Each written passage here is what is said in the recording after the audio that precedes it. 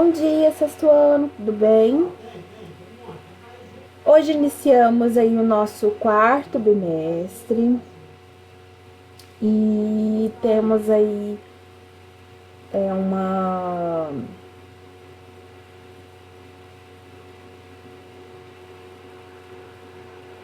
Acho que meu áudio falhou. Que eu havia dito para vocês, nós estamos iniciando aí o quarto bimestre. Hoje nós temos aula de redação, nossa primeira aula de redação.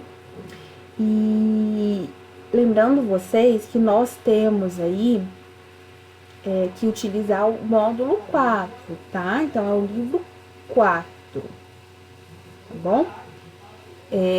E aí, para nossa aula de hoje, nós estaremos falando aí sobre diferentes gêneros narrativos. Depois eu mostro pra vocês a tarefa de casa.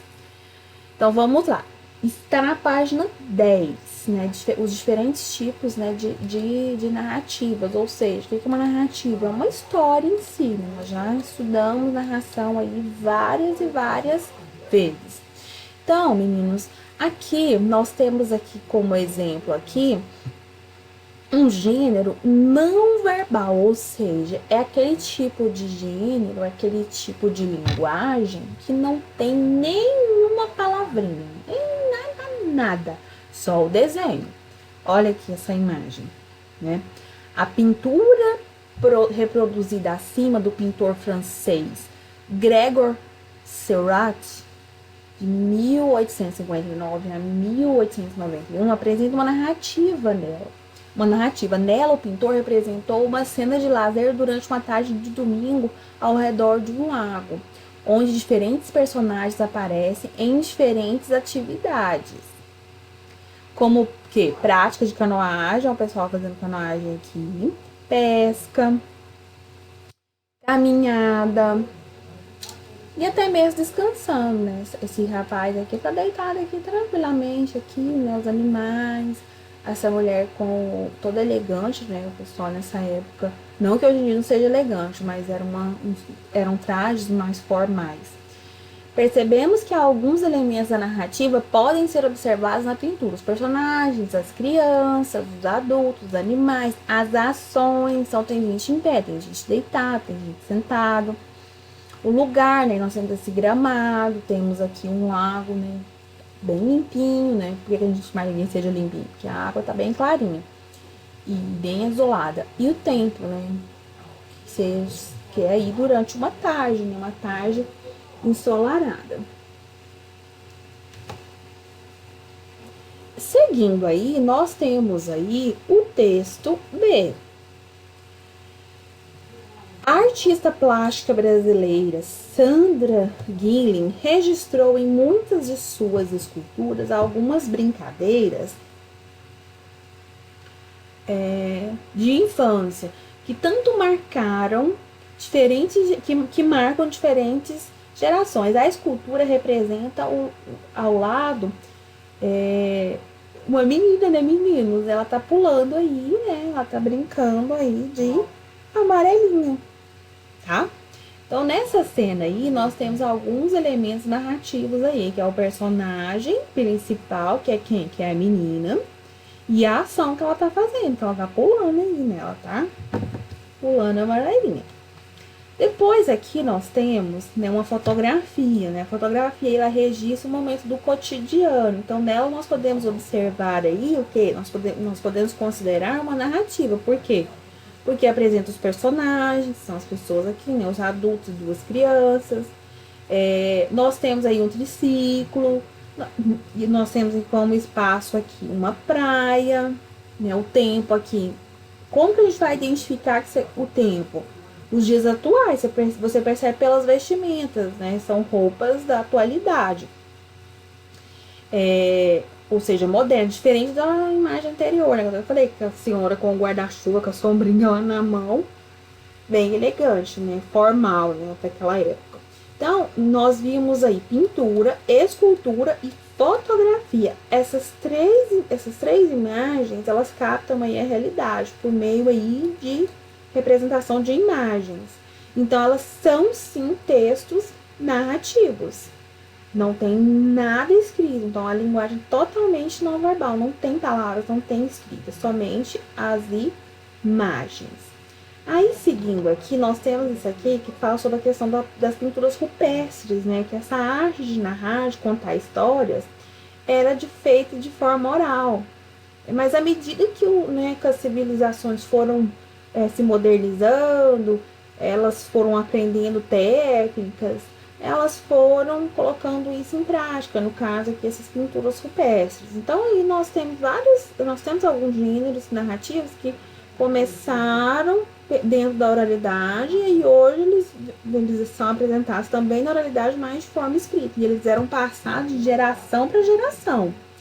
Então nós temos aí conto, fábula, mito, então, todos eles eram, né, feitos de forma oral. Então aqui nessa pintura rupestre mostra o cotidiano da época, né, que no caso aqui é representado pela caça e pela pesca, né, aqui um peixinho aqui, e a caça, tá?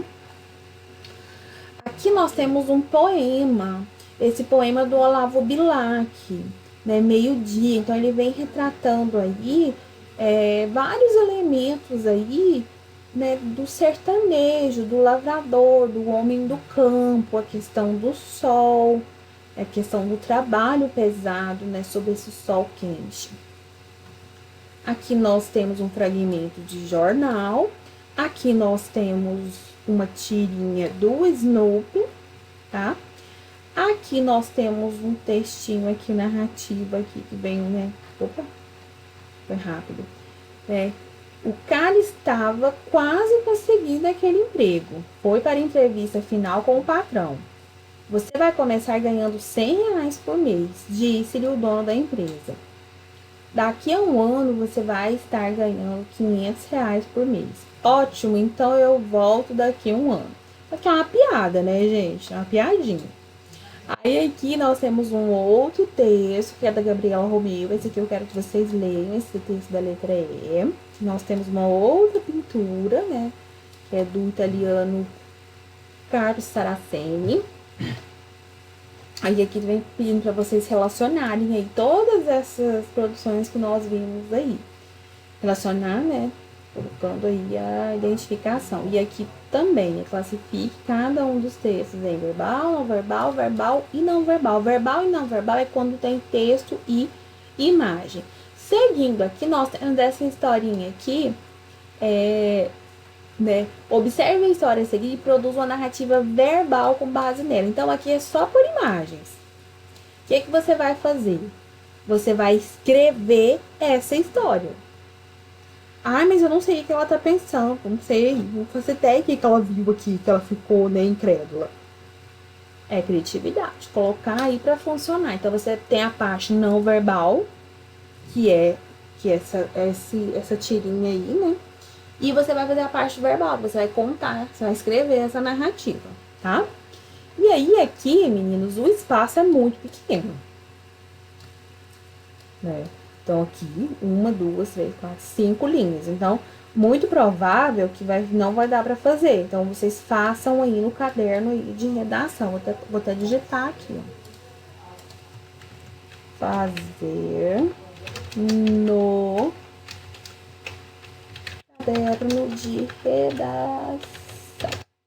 Para ficar mais organizado. E lá você coloca o cabeçalho certinho, a página do exercício e posta lá no nosso Google Classroom, tá bom, meninos? Então, nós falamos aí sobre alguns gêneros aí. E eu vou fechar aqui, né, com os exercícios da página 10 até a página 14. São esses que eu acabei de mostrar para vocês. Beijo para vocês, um ótimo dia, tudo de bom e até a próxima aula. Tchau, tchau. Olá, sexto ano, tudo bem com vocês? Hoje vamos trazer uma aula de artes. Nossa primeira aula de artes do quarto bimestre. Então já estamos caminhando aí para o fim, né, de mais um ano letivo. Então, vou mostrar para vocês mais ou menos como a gente vai dividir esse quarto período. Nós vamos usar o módulo 4 e nós vamos ter 3 aulas. o estudo das cores, as paisagens impressionistas e expressionistas, e uma revisão sobre o estudo das cores e essas paisagens impressionistas e expressionistas. Cada uma dessas atividades vai valer 3 pontos. No final, vamos somar 9 pontos. Quem entregar todas as atividades sem atraso ganha mais 1 ponto. Então, 10 pontos para quem entregar todas as atividades dentro do prazo. Fora do prazo, as atividades vão valer 1,5 ponto. Então, se as atividades vão valer 1,5 ponto, percebe-se que vocês só vão conseguir alcançar uma média de 4,5. Sendo assim, as pessoas que entregarem atrasado, eu vou fazer uma atividade extra, vai ser uma live extra, onde a gente vai fazer algumas atividades valendo 2 pontos, e aí vocês vão conseguir alcançar a média mínima, que é de 6 pontos. Então, galera, eu peço para vocês que não atrasem, porque se atrasar, vai ficar ruim para vocês. Porque aí vocês vão ter que fazer essa atividade extra. Então, assista o vídeo, e assim que assistir o vídeo, já vai lá, faz atividade, posta atividade. Todas essas atividades vão ser no livro mesmo, então não vai ter nenhuma dificuldade para executá-las. Então, começando aí, a gente vai começar no estudo das cores. Então, as artes visuais, elas estão presentes no nosso cotidiano. Então, a gente pode apreciar essa arte e refletir sobre ela. E é importante, para se refletir, conhecer alguns elementos básicos. A gente entende que arte visual são criações que expressam ideias do autor que a realizou e são realizadas por meio de utilização de técnicas as mais variadas possível e a manipulação de diferentes materiais. Então a gente vai ver algumas dessas técnicas e a gente vai ver principalmente como que se caracteriza aí a produção visual. Dentro dessa produção visual, a gente tem alguns elementos. Desses elementos, o primeiro dele é o ponto. O ponto é uma unidade de comunicação visual fundamental. Quando alinhamos os pontos, surge a ideia de curvas e de retas. Olha só, esse daqui são exemplos de pontos. Aqui, tá vendo? A gente percebe essas curvas que são feitas através de pontos. Quando multiplicados e colocados próximos ou distantes, eles aumentam o poder de comunicação e de expressão. É o caso do pontilhismo, que é uma técnica de pintura em que as imagens são definidas por pequenos pontos ou pequenas manchas. O pontilhismo, ele pode ser utilizado de forma monocromática, que é apenas uma cor, e também pode ser usada com cores básicas, como azul, vermelho e amarelo, que vão aí destacar a intenção e produzir um outro olhar para o espectador. Por exemplo, nós temos essa obra. Esta obra, se você prestar, eu não consigo aumentar mais, mas se você prestar bastante atenção, você vai ver que é uma obra totalmente feita no pontilhismo. Então, no século XIX, o pontilhismo deu nome ao movimento artístico em que representantes utilizavam essa técnica. Eles pintavam usando apenas pontos. Um outro elemento são as linhas. A linha é uma junção de vários pontos. São as linhas que definem as formas essenciais de uma figura, como vemos nas imagens a seguir. Olha, ela é feita com linhas. E aqui também tem essa outra obra que são feitas apenas com linhas. E que essa arte indígena, que também são usadas apenas linhas. Além de movimentar-se em várias direções, as linhas também podem criar texturas e padrões. Um outro elemento são as formas geométricas que vocês já conhecem. As 3 formas básicas nas artes virtuais são o quadrado, o círculo e o triângulo equilátero, que são todos os lados possuem o mesmo tamanho. Esse é um triângulo equilátero. Todas as formas básicas são figuras planas, e pela combinação de várias delas, podemos representar as formas físicas. Nessa tela, por exemplo, deixa eu aumentar a tela. Nesta tela, por exemplo, é apresentada os elementos de uma cidade, como casas, ponte, poste e até o sol. Tudo por meio de retângulos, quadrados, triângulos e círculos. Só tem esse e meio círculos. Nós não temos outras formas nesta obra. Um outro elemento é a cor. Ela que traz essa vida para a sua obra. A impressão que a luz branca, refletida ou absorvida pelos corpos, produz ao atingir a retina, ou seja, o nosso cérebro interpreta esses sinais emitidos pelos olhos e nos dão as cores. Algumas culturas atribuem inúmeros significados para as cores.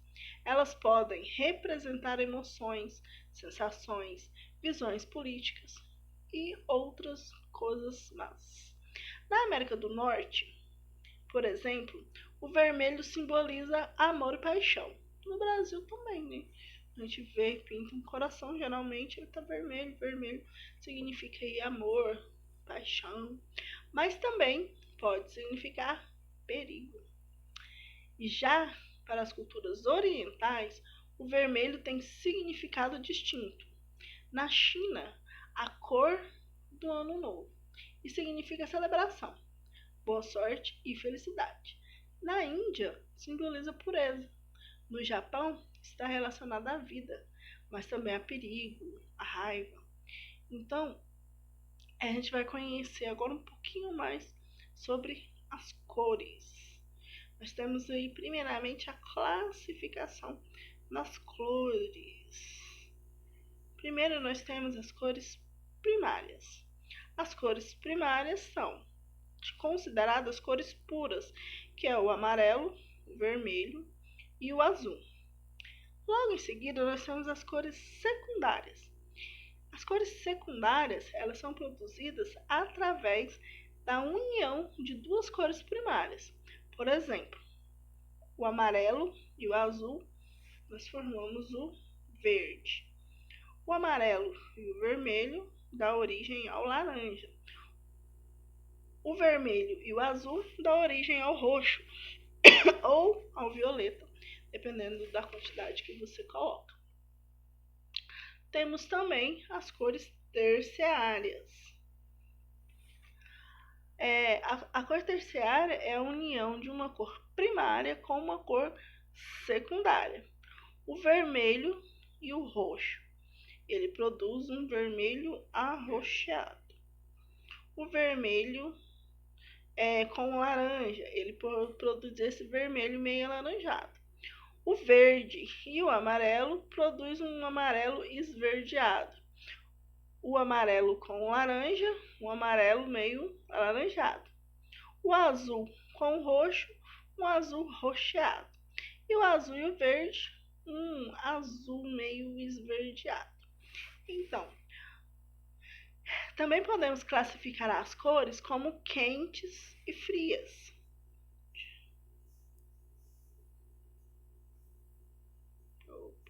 Não coloquei as cores quentes e as cores frias.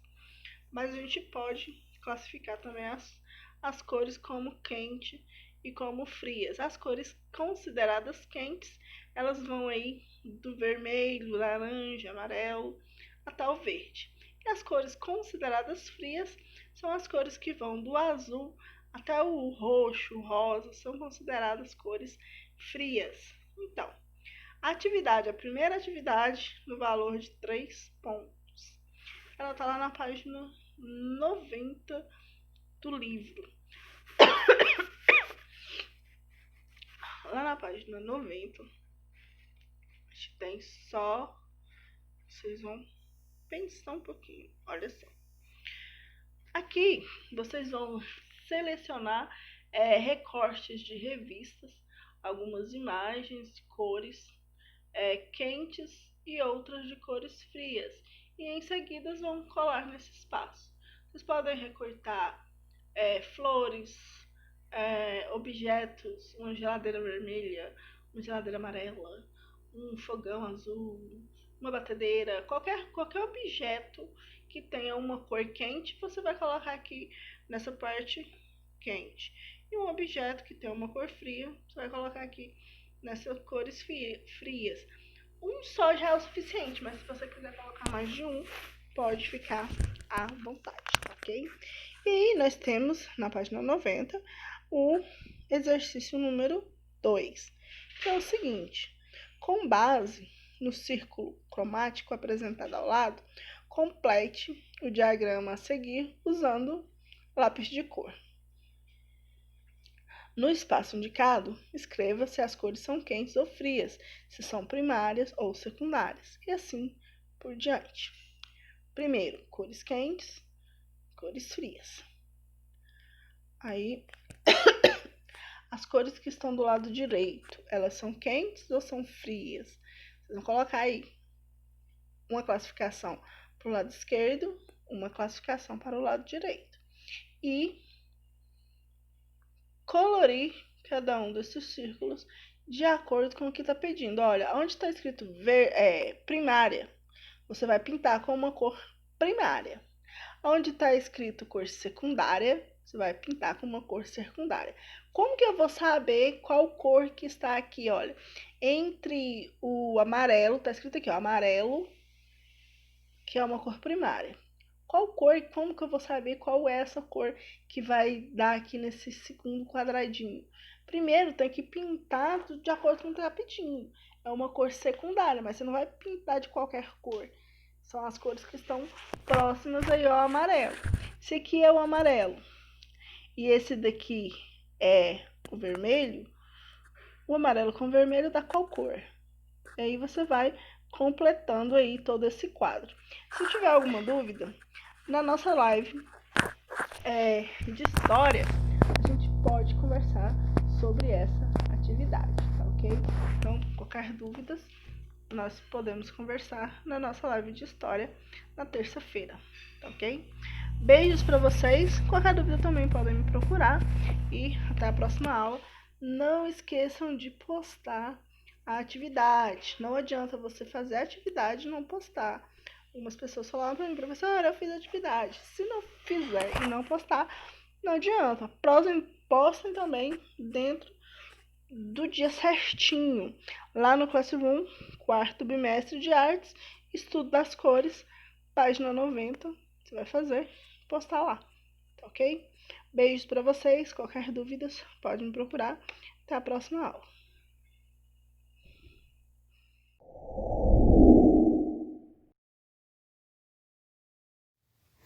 Bom dia! Bom dia, Leandro! Oi, Gabriel Oliver! Tudo bem com você, Murilo? Vitor Castro, Olívia, eu sei que você tá aí. E vários outros alunos. Eu sei que vocês estão me acompanhando e eu estou feliz por isso. Sobre o conteúdo de divisão, nós vamos corrigir amanhã, porque eu quero que vocês me ajudem a fazer a divisão por um método que não traz nos livros. É o método do dinheiro, de abrir a carteira.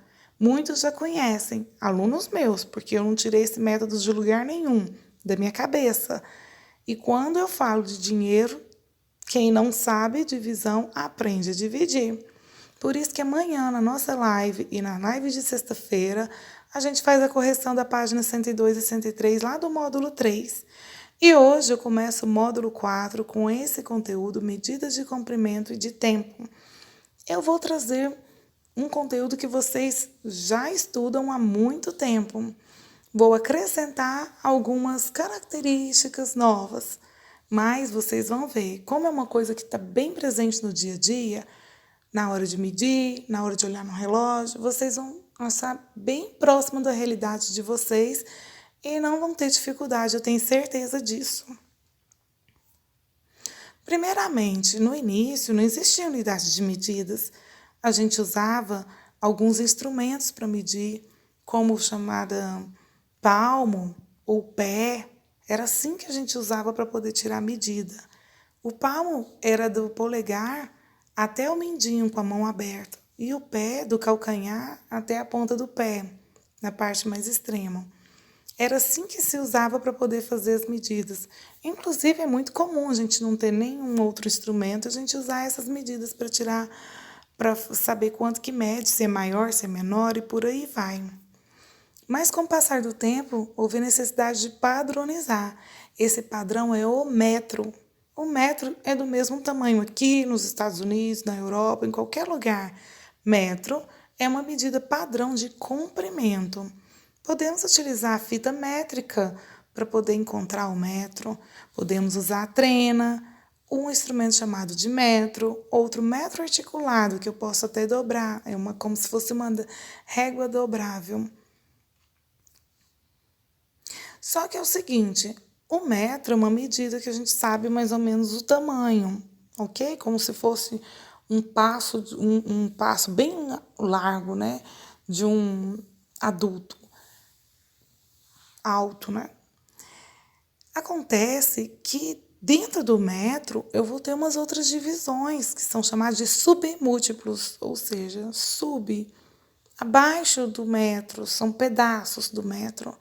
E do mesmo jeito eu vou ter múltiplos, ou seja, aqueles que são maiores do que o metro. Veja só, nessa tabela aqui eu apresento para vocês o primeiro deles, o decâmetro. É como se eu pegasse o metro e multiplicasse 10 vezes. A cada 10 metros eu posso usar o nome de decâmetro. Não é difícil lembrar não, lembra de 10. Então, a cada 10 eu vou ter um decâmetro. A cada 10 metros, um decâmetro. E se for a cada 100 metros? A cada 100 metros eu vou ter um hectômetro. E o mais comum, a cada 1000 metros eu vou ter o quilômetro. É muito comum o quilo representar esse 1000. Não é um padrão, mas é comum. Por exemplo, quilômetro, quilograma é 1000 gramas e assim por diante. Da mesma forma, eu tenho submúltiplos, que são as partes menores. Se eu pegar, então, o metro e dividir em 10 partes, que é o que eu percebo aqui, se eu pegar um metro e dividir em 10 partes, eu vou ter 0,1 metro, que é conhecido como decímetro. Se eu pegar o metro e dividir em 100 partes, que é o que foi feito aqui, eu vou ter 0,01 metros. Lembra que essa divisão não precisa fazer? É só você contar o número de zeros que tem no denominador, 2, e andar então 2 casas para a esquerda no número que tiver lá em cima. O número lá em cima é 1. Anda 2 casas para a esquerda, fica então 0,01 metros. Esse 0,01 metros é chamado de centímetro. Então, se eu pegar um metro e dividir em 100 partes, eu tenho centímetro. E se eu pegar um metro e dividir em 1000 partes, eu tenho milímetro, que é a mesma coisa que 0,001 metros. Observe novamente, 3 zeros no denominador. Então, eu ando para a esquerda 3 casas. Pego o número de cima, coloca lá 1, e anda 3 casas para a esquerda. Fica 0,001 metro. Que é o meu milímetro. Atenção, o múltiplo do metro mais usado é o quilômetro, que é 1000 metros. E o submúltiplo do metro mais usado é o centímetro, que é a mesma coisa de pegar o metro e dividir em 100 partes. Opa! Então, olha só. Na minha tabelinha aqui, eu consigo ter tudo como referência o metro. São o resumo do que eu falei para vocês, dos múltiplos e dos submúltiplos. Eu posso montar essa tabelinha aqui de baixo. Quem está no meio? O metro. Veja só. Quem está no meio é o metro. Faz de conta que é um coração. Porque o que eu quero mostrar para vocês? Que para a direita dele tem 3 casas e para a esquerda tem 3 casas. Vamos ver se a gente lembra os nomes? Para a direita eu tenho decímetro, centímetro e milímetro. E para a esquerda, decâmetro, hectômetro e quilômetro. Olha que nome mais bonito, decâmetro, hectômetro. Pensa só, se você tiver uma família com muitos filhos, nem é muito difícil você inventar nomes. Usa matemática. Chama um menino de centímetro, outro de decímetro, ou decâmetro, hectômetro e quem sabe o quilômetro. Olha só, brincadeiras à parte, vamos ver que relação é essa que tem esse 10zinho multiplicando aqui em cima. Sabe o que é isso? Eu tenho certeza que você tem pelo menos uma noção. Isso mesmo, se você pular de uma casinha para outra, você tem que multiplicar por 10. Beleza! Então, vamos supor aqui, se eu tiver se eu tiver 1 quilômetro, 1 tá aqui. Aí eu quero ir lá para metro, quero saber quantos metros tem 1 quilômetro. É só eu completar com 0 até chegar lá na casa do metro. 1000. Ah, então 1 quilômetro vale 1000 metros. Gente, o que conta é o último número. Se o último número estiver no metro, ele vai chamar metro. Se o último número estiver no milímetro, ele vai chamar milímetro. Neste caso aqui, eu tenho 1 milhão. 1 quilômetro, então, vale 1 milhão de milímetros. E aí, o que acontece? Se eu pegar um número aqui, vamos supor, 55 hectômetros. 55 hectômetros, como é que eu represento isso aqui? Olha, é importante observar que cada casinha dessa só cabe um número. Então, se eu quero chamar 55 hectômetro, um 5 fica no hectômetro e o outro 5 fica no quilômetro. Sempre o último número é que vai ter o nome da casa. Eu vou até colocar uma vírgula aqui. O que significa essa vírgula? Significa que o número parou ali, 55 hectômetro. Se eu quiser saber quantos metros tem 55 hectômetro, você tem 2 formas de fazer. Ou você faz a tabelinha, vem aqui e completa com 0, que vai ficar, então, 5.500 metros.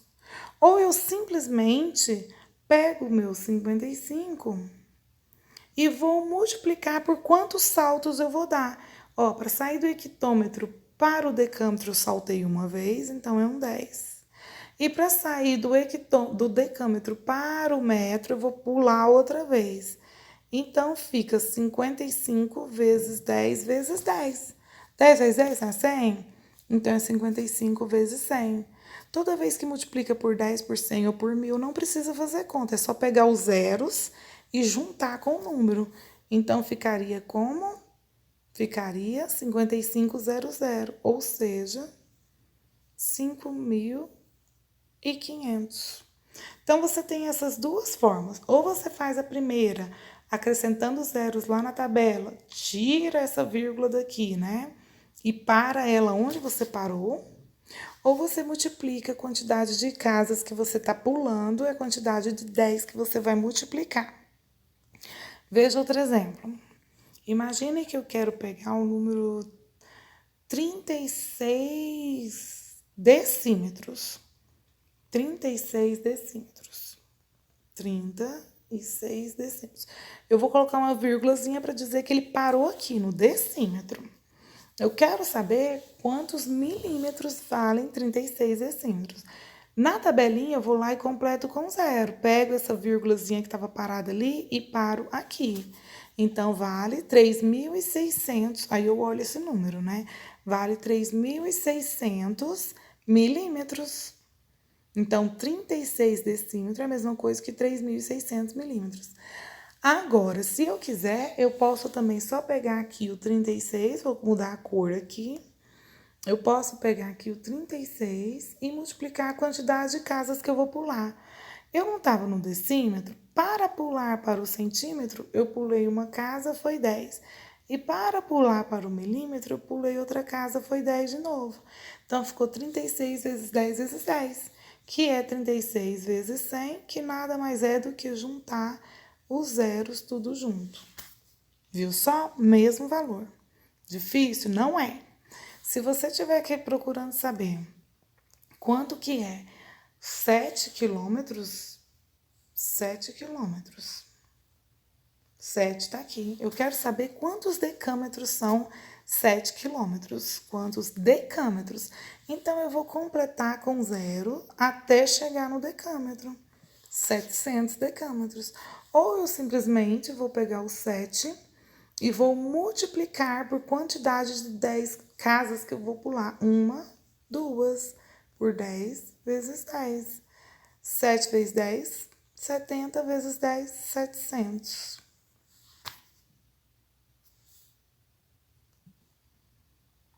Continuamos.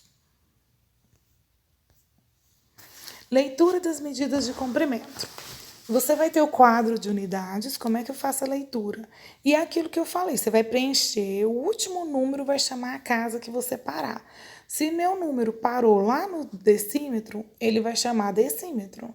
E ali eu posso até colocar uma vírgula. Eu vou colocar uma vírgula para representar que ele ali parou. Colocar o número no quadro de unidades, localizando o último algarismo na parte inteira. Ler a parte inteira acompanhada da unidade de medida do seu último algarismo. Então, é isso que eu falei. Você vai ler a parte inteira, vamos supor que seja 73.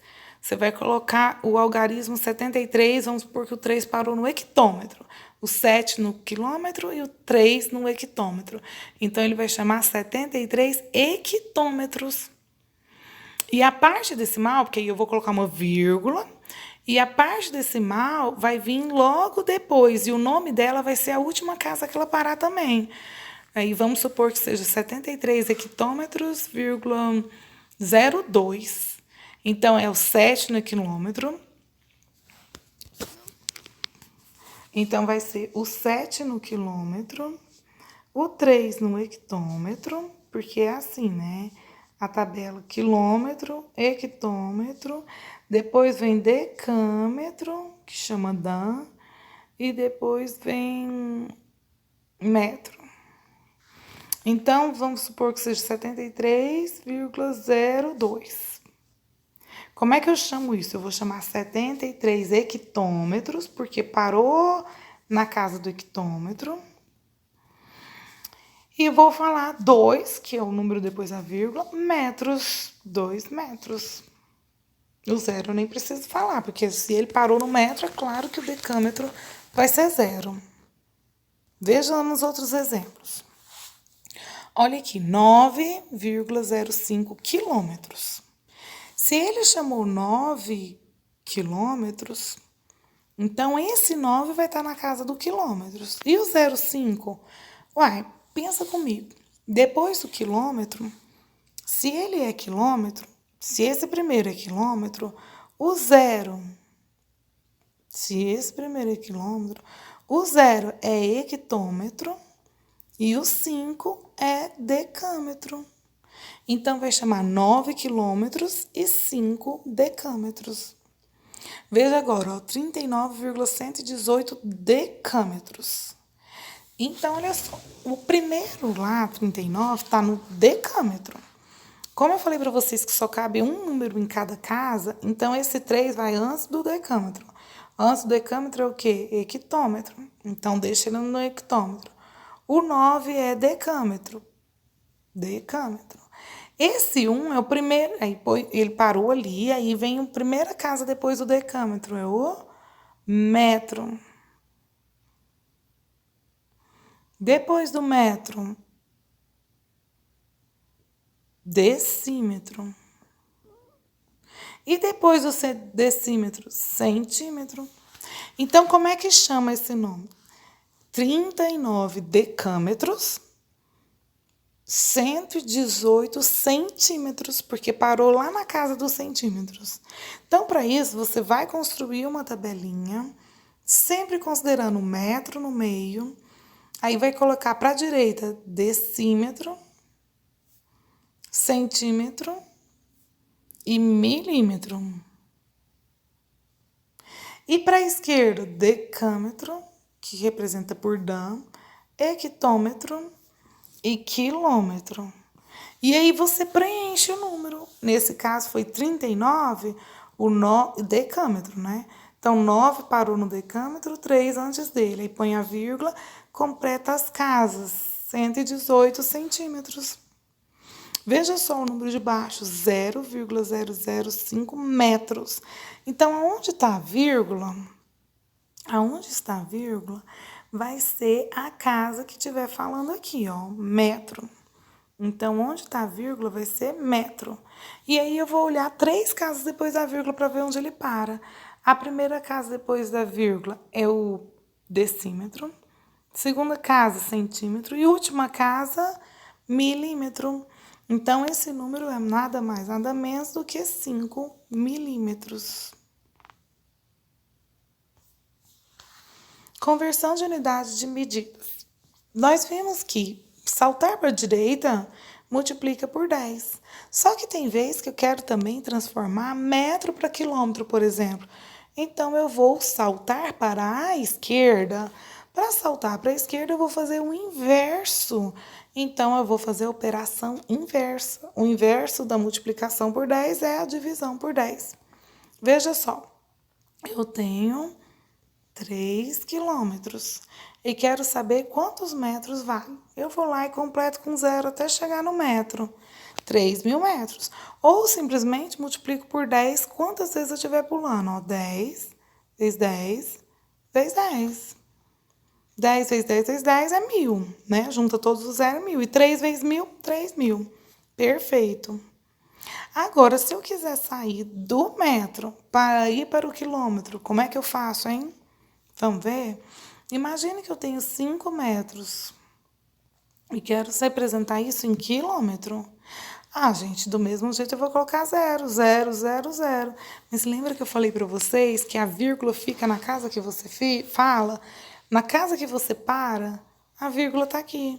Então, 5 metros é a mesma coisa que 0,005 quilômetros, que seria o mesmo que dividir por 10, dividir por 10 e dividir por 10.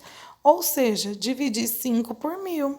5 dividido por 1.000, nós vimos. Conservo o 5 lá de cima e vou andar com a vírgula 3 casas para a esquerda. Uma casa é o 5, outra casa é um 0, outra casa é outro 0, põe a vírgula e outro 0. 0,005. Não é isso? 5, só colocando arrumadinho dividido por 1.000, é a mesma coisa, põe o 5 e conta 3 casas para a esquerda. Por que 3 casas, professora? Porque tem 3 zeros. Então, vou contar 3 casas. 1, 2, 3. Aí põe a vírgula, um zerão segurando. Então, apaga as outras vírgulazinhas pequenininhas, fica 0,005. Não é difícil, porque nós sabemos andar com a vírgula, né? Se multiplica, anda para a direita a vírgula. Se divide, anda para a esquerda a vírgula. Mas, professor, você está falando dessa vírgula, mas você não me falou do 3.000. Agora nós fizemos o 3 e não tinha vírgula. Gente, 3 quilômetros para virar metros, você vai andar 3 casas. Essa vírgula que estava junto do 3, ela vai parar lá no metro. Tem necessidade de colocá-la? Não tem, porque depois dela vai ter 0. 0 depois da vírgula não vale nada. Mesma coisa que colocar 0, muitos zeros para a esquerda. Eu só preciso de um para segurar a vírgula. Não preciso mais de zeros, tá bom? Agora, olha o seguinte. Eu fiz em uma turma uma musiquinha e vocês cantaram e fizeram a representação. Se desloca para a direita, multiplica por 10. Se desloca para a esquerda, divide por 10. Yeah. Lembra dessa música? Tinha coreografia. Parece que eu tô até vendo a Yala dançando na minha frente. Se desloca para a direita, multiplica por 10. Se desloca para a esquerda, divide por 10. Yeah. Eu tô vendo, sabe quem dançar aqui? A Yala, a Ana Luísa e tinha mais uma que eu não lembro quem era, que estava dançando até. Ana Luísa adorava dançar, lembra aquela branquinha linda de franjinha? Então, as meninas dançavam muito essa música. E aí, agora a gente vai usar demais isso. Então, olha só. Resumidamente, nós vamos fazer um exemplo aqui para vocês entenderem bem. Nós vamos pegar e converter a medida para metros, né? 2,5 quilômetros. Lembra que eu falei para vocês que a vírgula fica na casa que você tá, né? Então, 2,5 quilômetros, quem que fica no quilômetro? O 2, não é? Então, vou pôr aqui o 2. Vírgula aqui. O 5 tá logo depois, então ele tá lá no hectômetro. Aí eu quero andar pro metro. O que que eu vou fazer? Vou andar com zeros até chegar no metro.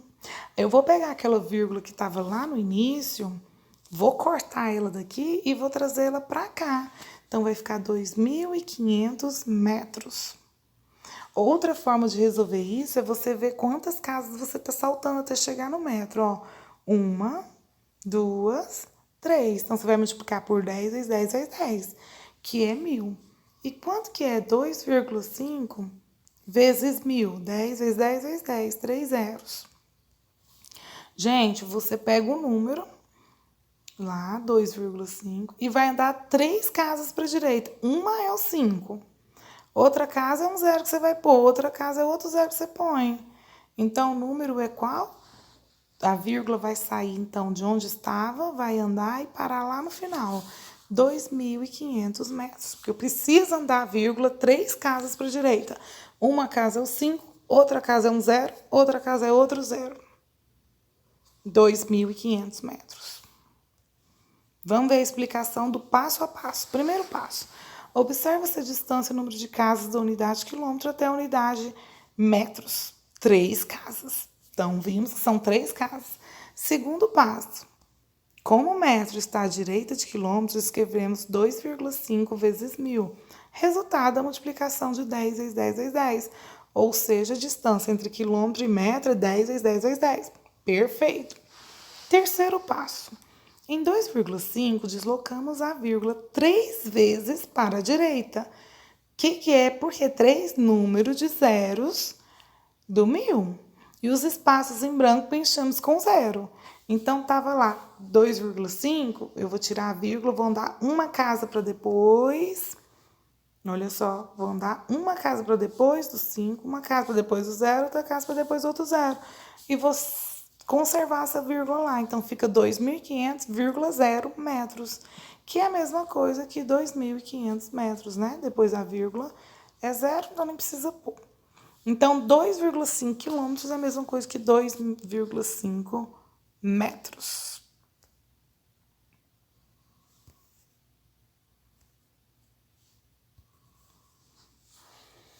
Respondendo, não esqueça, da direita para a esquerda, divide por 10 cada casa. Da esquerda para a direita, multiplica por 10 cada casa. Isso é muito simples. Se o número estiver aumentando, se você colocar 0 para a direita, ele vai estar aumentando, não é? Então, é multiplicação, porque é multiplicação que faz ele aumentar. E se o número estiver diminuindo, a vírgula estiver indo para a esquerda, ele vai diminuir. Então, é divisão, porque na divisão que a gente reparte, na multiplicação a gente aumenta. Vamos ver esses exemplos aqui, ó. Um ônibus percorreu 6 quilômetros, depois andou 540 metros. Quantos metros ele andou? Primeira coisa, o que o exercício nos forneceu? 6 quilômetros, que o ônibus andou, e 540 metros. O que o exercício pediu? Quantos metros ele andou? Quando o exercício pergunta quantos metros, ele quer a resposta em metros. Aqui tá ok, tá em metros. Aqui tá ok? Não tá. Então, eu vou ter que pegar os meus 6 quilômetros, que tá aqui, e transformar para metros. Então, eu vou andar com zeros até chegar no metro. Opa! Cheguei 6.000 metros. Ou simplesmente multiplicar por 10 vezes 10 vezes 10. Que é 1.000. 6 vezes 1.000, 6.000. Lindo, maravilhoso. Então, eu vou simplesmente saber quantos metros ele andou. Eu vou somar 6.000 metros mais 540 metros. Qual que é a resposta? 6.540 metros. Muito bem. Então, a resposta é 6.000... Ops.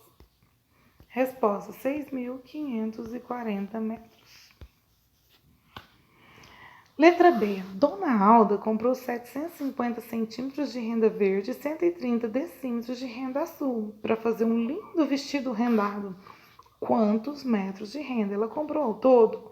Dados 750 centímetros e 130 decímetros. Pergunta: quantos metros? Dona Alda, a senhora só vai poder somar se os dois estiverem em metros, ou em centímetros ou em decímetros, mas já que o exercício me pediu em metros, vamos logo transformar isso para metros, beleza? Porque aí a gente já sai na resposta. Mas, professor, não podia somar 750 com 130? Não. Por que não? Porque um é centímetro e o outro é decímetro. Você só pode somar unidades de medidas iguais.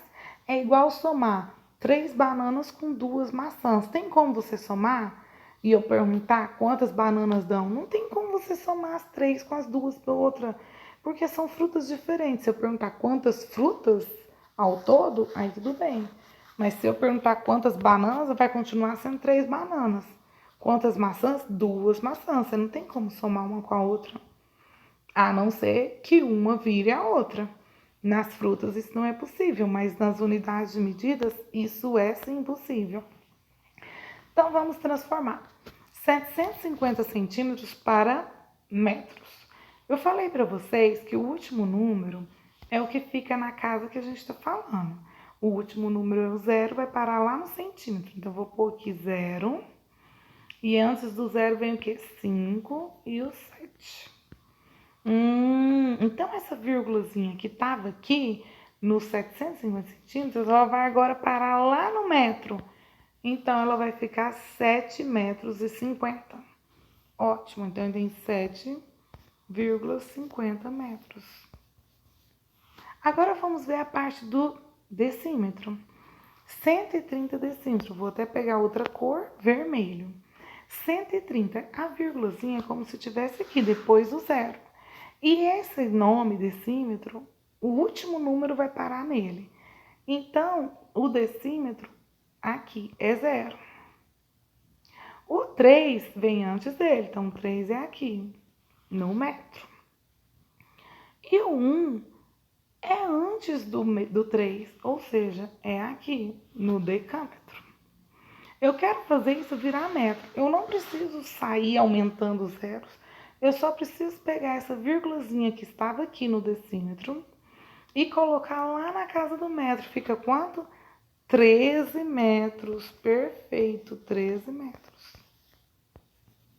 Agora eu pergunto, Dona Alda, quantos metros a senhora comprou ao todo?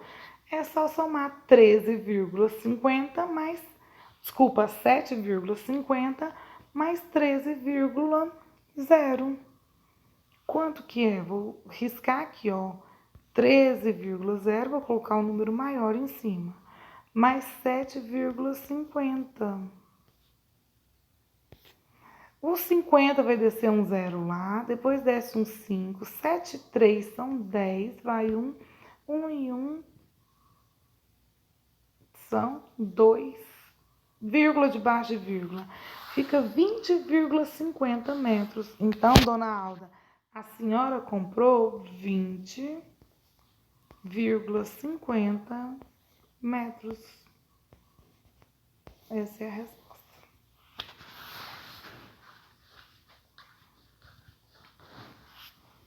Massa demais, né? O que você precisa saber, então?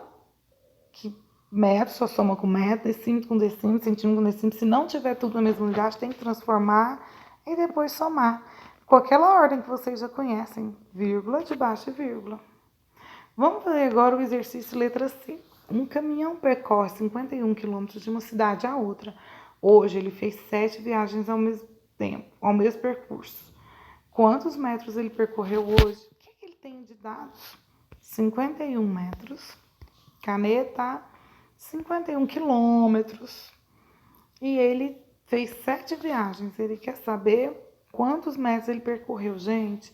Ele quer saber em metros. Então, vamos transformar? Você tem duas opções. Ou você faz logo 1 quilômetro e depois transforma em metros, ou transforma em metros e depois vira em quilômetros. O que você achar melhor. Vamos ver aqui, ó. Se eu fosse multiplicar primeiro para saber o percurso total, eu vou ter 51 vezes 7. 51 vezes 7. 7 vezes 1, 7.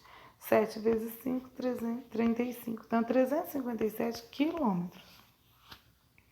Mas o exercício me perguntou em metros. Então, eu vou pegar aqui na minha tabelinha e colocar o 357. Lembrando que o último número é o que para lá na casa do quilômetro. Então, eu vou pôr o 7 aqui, é como se existisse uma vírgula depois dele, que é descartável essa vírgula. Vou pôr o 5 antes dele, vou pôr o 3 antes dele. E ele me perguntou em quantos metros. Então, eu vou completar com zerinho, até chegar no metro. E a vírgulazinha que estava lá vai parar aqui. Então, ficou 357 mil metros. Então, a resposta dessa aqui é 357 mil metros. Quando é de quilômetro para metro, é muito simples, porque chama quilo, né? Mil. Então, é só você acrescentar 3 zeros. De quilômetro para metro, é só acrescentar 3 zeros. Fechou?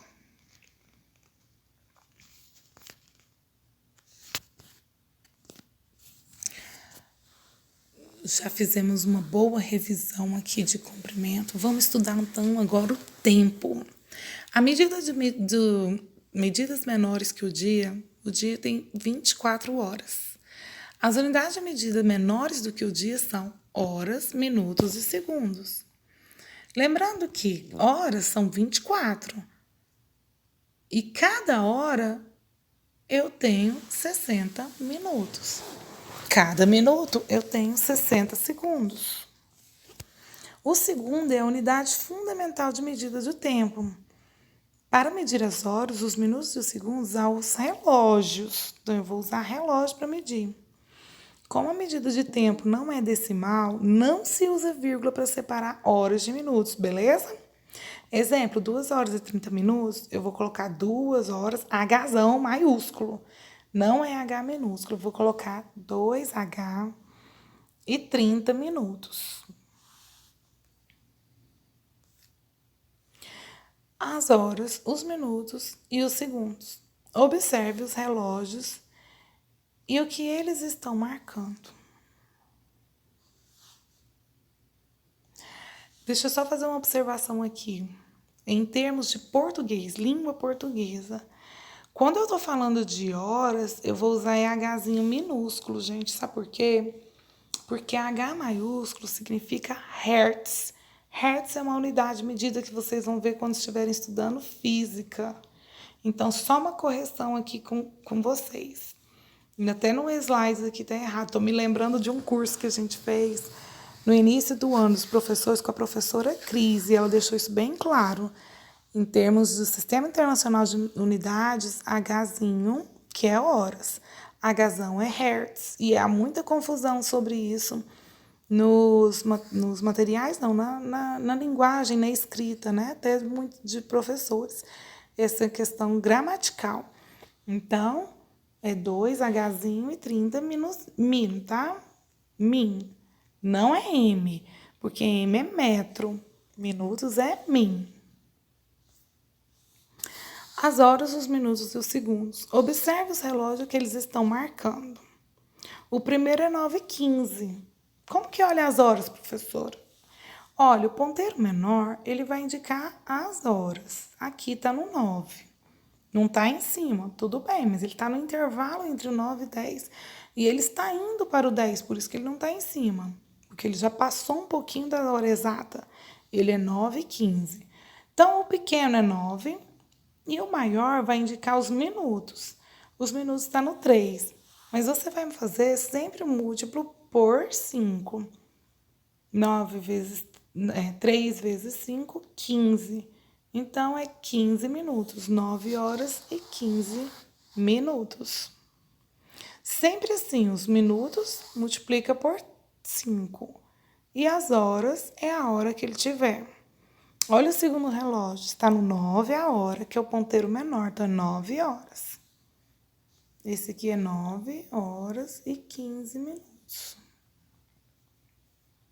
E o segundo, 9 horas e 30 minutos. 30 por quê? Porque é 6 vezes 5, 30. Observe que o primeiro relógio, 9 horas até 9h15, ele passou 1/4. Mas como que eu sei que passou 1/4, professora? Imagine que esse relógio é uma pizza. Ele é uma pizza de 4 pedaços. Ele saiu do 9, que o ponteiro estava aqui, exatamente no 9. Deixa eu só acertar isso aqui. E no 12, quando está no 12, gente, eu não preciso fazer 12 vezes 5. Eu simplesmente falo que é a hora exata. Se tiver 10 e no 12, 10 horas exatas. Se eu tiver do 9 horas exatas passar para o 9h15, e eu falei para vocês imaginarem que isso aqui é uma pizza, ele vai ter andado quantos pedaços a pizza? 1 de 4. Então, como ele anda 15 minutos, de 9 até 15, 9h15, é 15 minutos, eu vou dizer que 15 minutos é igual a 1/4 de hora. Por que 1/4 de hora? Porque eu peguei o meu relógio e dividi em 4 fatias iguais. 4 pedaços de pizzas iguais. Se eu consumo 1, significa que esse 1, tudo que equivale a esse 1, é a mesma coisa que 1/4. E esse 1 foram 15 minutos. Veja só o segundo exemplo. Esse aqui saiu de 9 e veio parar no 9h30.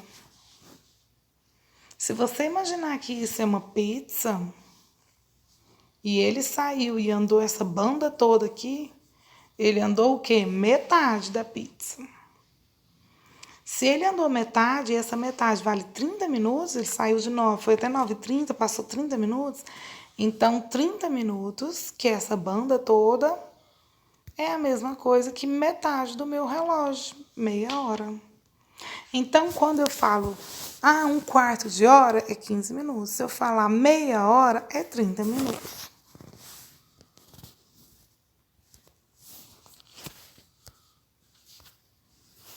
Medidas de tempo no nosso dia a dia. É comum em nosso dia a dia pergunta do tipo: qual a duração dessa partida de futebol, qual o tempo da viagem, qual a duração desse curso, qual o melhor tempo obtido por esse corredor. Todas essas perguntas são respondidas tomando como base a unidade padrão de tempo. A unidade padrão de tempo no nosso Sistema Internacional de Unidade é o segundo, tá bom? Do mesmo jeito que lá de comprimento é o metro, aqui é o segundo. O segundo, o Sol foi o primeiro relógio do homem. O intervalo de tempo natural decorrido entre as sucessivas passagens do Sol sobre um dado meridiano dá-se o dia solar. Vamos ver também que o tempo tem submúltiplos e múltiplos. 1 minuto é a mesma coisa que 60 segundos. A hora tem 60 minutos. E 60 minutos tem 60 minutos vezes 60 segundos, tem 3.600 segundos. E um dia tem 24 horas. Mas cada hora vale 60, então dá 1.140 minutos. Cada minuto vale 60, multiplicando por 60 de novo, dá 86.400 segundos. São submúltiplos do segundo, o décimo de segundo, o centésimo de segundo e o milésimo de segundo. Observe, nunca escreva 2,40 horas como forma de representar 2 horas e 40 minutos, pois o sistema de medida de tempo não é decimal. É difícil a gente estar cobrando décimo de segundo, centésimo de segundo, milésimo de segundo, mas você tem que ter noção de que é uma unidade múltipla do segundo. Então, décimo de segundo seria a mesma coisa de pegar o segundo, dividir em 10. Centésimos de segundo, mesma coisa de pegar o segundo, dividir em 100. E milésimo de segundo seria a mesma coisa de pegar um segundo e dividir em 1000. É muito rápido. Tem até uma pesquisa sobre quantas vezes o beija-flor bate as asas dentro de um intervalo de tempo. Faça essa pesquisa, é bem curioso. Já vi isso num livro didático, inclusive dando aula, e era impressionante. Outras medidas de tempo. Se uma encomenda demora 7 dias para chegar, estamos utilizando outra medida de tempo, que é a chamada semana. A cada 7 dias a gente tem semana. Imagine que vamos fazer um bolo, por exemplo. Se a receita diz que é necessário colocar a massa no forno por 20 minutos, estamos utilizando uma medida de tempo, ou minuto. Bem, essa aula foi toda programada no site Só Matemática. Esse material não é meu, eu peguei esse material, fiz uma adaptação para poder passar para vocês. Espero que vocês tenham gostado, porque ele está bem claro. E tem as atividades que vocês vão poder fazer, que estão marcadas lá no grupo, tá bom? Lembrando que na live de amanhã e depois nós vamos encerrar o capítulo 3 e já vamos fazer uma introdução disso aqui, desse conteúdo. Os exercícios que estão para hoje, vocês poderão fazer até na segunda-feira, que é quando eu apresento a correção. Um grande abraço para vocês. Beijão.